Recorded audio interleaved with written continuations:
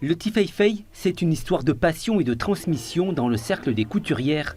Pour réaliser ces grandes pièces de tissu, il faut à la fois une certaine dextérité au bout des doigts et de la patience.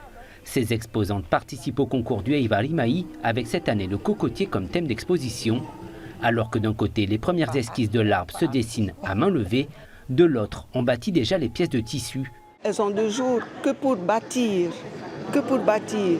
Mais pour coudre, il faut 1 mois, 2 mois, ça dépend du motif. Mais le vrai Tifeifei, c'est cousu à la main les petits points. Voilà, les points d'ourlet quoi, mais tout petits, très fins. Pour confectionner un véritable Tifeifei, il faut bien réussir la découpe des motifs en une seule pièce si on veut respecter les règles de l'art. Cela nécessite une bonne technique. Cette pièce sera ensuite cousue à l'autre tissu d'une couleur différente. L'art du Tifeifei se transmet de fil en aiguille. Karine, préparatrice de vanille, se lance après avoir observé sa grand-mère pendant des années. C'est le début pour moi. Je voyais ma grand-mère coudre ses Tifeifei, ma tante, et je me suis dit qu'un jour, je veux aussi le faire. C'est l'occasion aujourd'hui au Heiwarimae. Avec ses dimensions, ses couleurs luxuriantes ou encore ses motifs difficiles à découper, le Tifeifei est incontestablement une œuvre dans l'artisanat d'art polynésien. Et le travail bien fait se remarque à la finesse des coutures.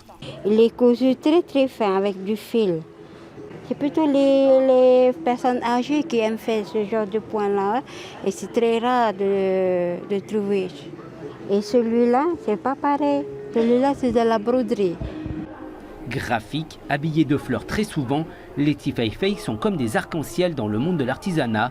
Près de 8000 personnes vivent ou tirent des revenus complémentaires grâce à ce savoir-faire traditionnel.